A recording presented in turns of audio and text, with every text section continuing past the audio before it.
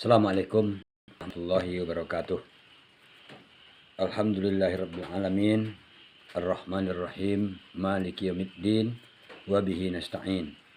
Asyhadu an la ilaha illallah wahdahu la syarikalah wa asyhadu anna Muhammadan abduhu wa rasuluh la nabiyya ba'dah. Amma ba'du, para penonton yang saya hormati, semoga kita dirahmati Allah dalam hidup ini. Semoga kita selalu mendekatkan diri kepadanya dan selalu menjaga ketakwaan kepadanya. Marilah kita bersyukur kepada Allah Subhanahu wa taala. Alhamdulillah, pada kesempatan ini kita kembali bersua dalam acara terjemahan Al-Qur'an. Salawat dan salam kita doakan kepada Allah untuk Nabi kita Nabi Muhammad sallallahu alaihi wasallam. Allahumma salli wa sallim wa barik alaih. Para penonton semuanya, pada malam ini sampai kita ke surah yang ke-92, yaitu surah Al-Lail. Masih tergolong surah Makkiyah yang banyaknya 21 ayat. Tapi pada malam ini, pada kesempatan ini kita akan mencoba menerjemahkannya sampai ayat 11. Kita mulai saja. A'udzubillahi minasyaitonirrajim. Aku berlindung kepada Allah dari godaan setan yang terkutuk. Bismillahirrahmanirrahim. Dengan menyebut nama Allah yang Maha Pengasih lagi Maha Penyayang. Ayat 1. Wal-laili, demi malam. Iza, apabila. Yaghsha, telah menutupi, telah menyelimuti siang. Wan nahari, demi siang. Iza tajalla, iza apabila. Tajalla, terang benderang. Wa ma khalaqaz zakara, demi yang telah menciptakan laki-laki. Wal unsa, dan perempuan. Ayat 4. Inna, sesungguhnya. Sa'ya, usaha. Kum, kamu. La, sungguh. Syatta, berbeda-beda, beragam, beraneka ragam. Ayat 5. Fa, maka. Amma, adapun. Man, orang atau siapa. Akto, yang suka memberikan hartanya di jalan Allah. Akto. Wa, dan. Ittaqo, bertakwa kepada Allah. Wa, ayat 6. Wa, dan. Saddaqa, ia membenarkan. Bil husna, dengan yang terbaik. Ayat 7. Fa, maka. Sa, akan. Nuyassiruhu, kami mudahkan baginya. Li, untuk. Jalan yusra, jalan kemudahan. Wa, dan. Amma, adapun. Man, orang. Bakhila, kikir. Wa, dan. Istaghna, merasa cukup. Wa, dan.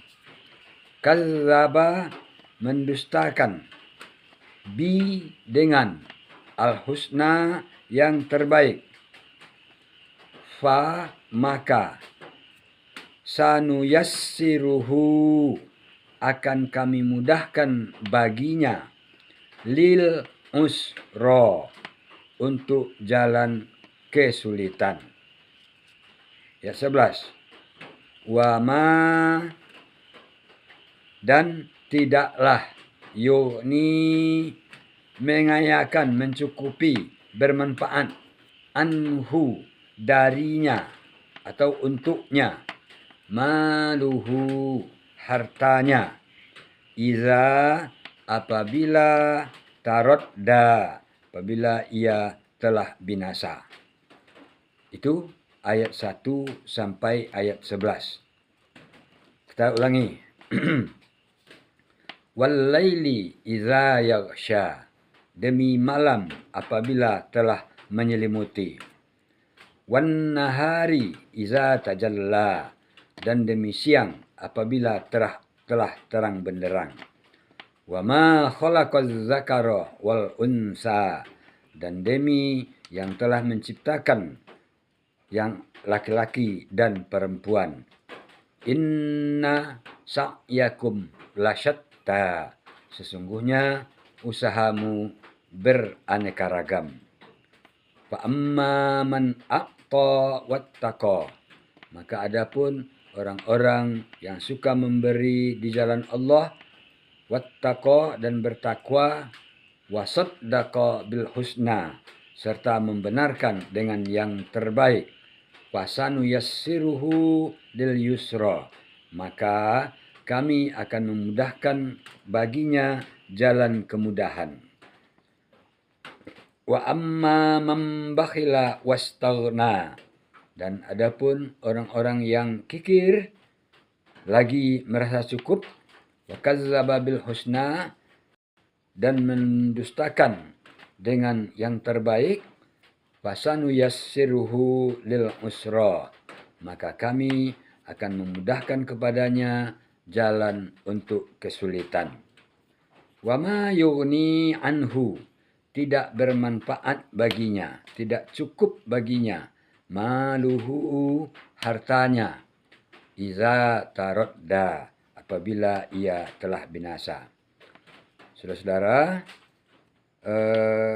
ayat ini kalau dibaca literaturnya, ada yang mengatakan sebab turun ayat ini dulu di zaman Rasulullah ada seorang yang punya kebun kurma yang subur, lalu kebun kurmanya itu sampai ke pekarangan tetangganya, lengkap dengan berbuahnya. Lalu ketika buahnya itu jatuh satu-satu, tetangganya ini adalah orang miskin dan dia punya banyak anak. Ketika buah kurma itu jatuh, lalu anak ini memintanya, tapi tidak boleh oleh yang punya kurma. Padahal kurmanya telah keluar dari pagarnya dan memasuki pekarangan tetangga. Bahkan kalau ada pun yang jatuh itu yang termakan oleh anak-anak itu, bahkan dimintanya untuk dikeluarkan. Menyikapi hal seperti itu, tetangga yang miskin ini pergi mengadu kepada Rasulullah. Lalu Rasulullah berjanji akan menyelesaikan perkara itu. Pada kesempatan mendatang berikutnya, datanglah Rasulullah ke rumah atau ke tempat orang yang punya pohon kurma dan menyampaikan, maukah kamu memberikan kurmamu yang masuk ke pagar tetangga sebelah itu kepada aku? Nanti insya Allah aku berikan kepadamu batang kurma juga di surga. Tawaran dari Rasulullah. Pemilik kurma menjawab, hanya itu tawaranmu? Aku masih punya banyak kurma yang lain. Masih banyak kebunku yang lain. Masih banyak. Kalau hanya itu tidak bisa diterima. Nah, tawaran Rasulullah ditolak. Lalu hal itu didengar oleh seorang sahabat yang dermawan. Lalu sahabat yang dermawan itu menemui Rasulullah. Dia mengatakan, ya Rasulullah, aku dengar tadi kalau orang ini mau memberikan kurmanya kepadamu, nanti kamu akan menggantinya dengan kurma di sorga.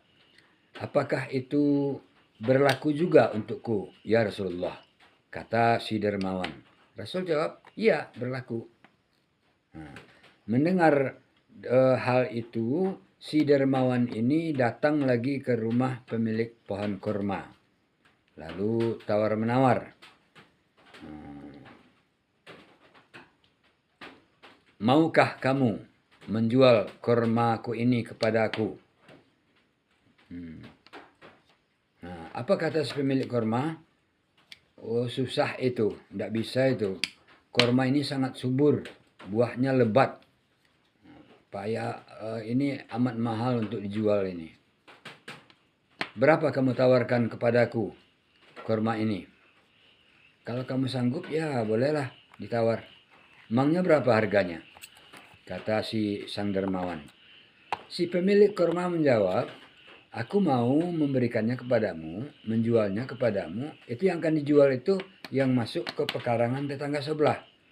Nah, mau saya menjualnya kepadamu dengan syarat kamu menyediakan atau menukar dengan 40 batang kurma yang lain.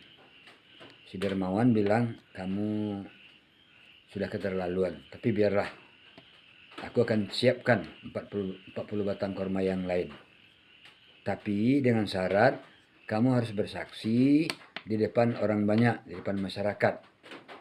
Sang dermawan memanggil para sahabat untuk bersaksi, menyaksikan transaksi mereka bahwa pohon kurma yang masuk ke pekarangan tetangga sebelah sudah dibeli dengan 40 pohon kurma yang lain.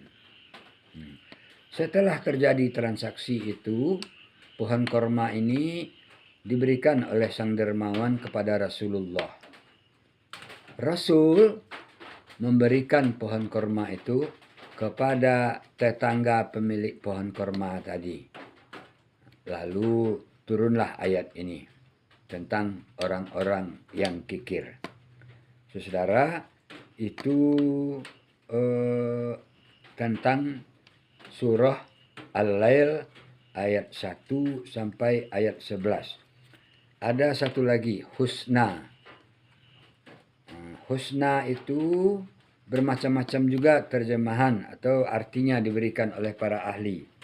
Ada yang mengartikan husna itu surga.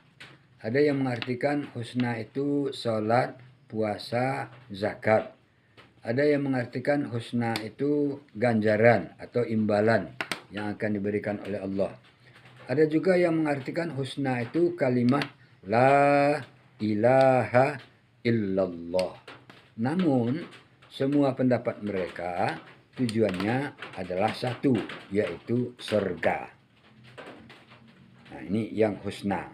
Saudara, itu yang bisa kita sampaikan pada saat ini.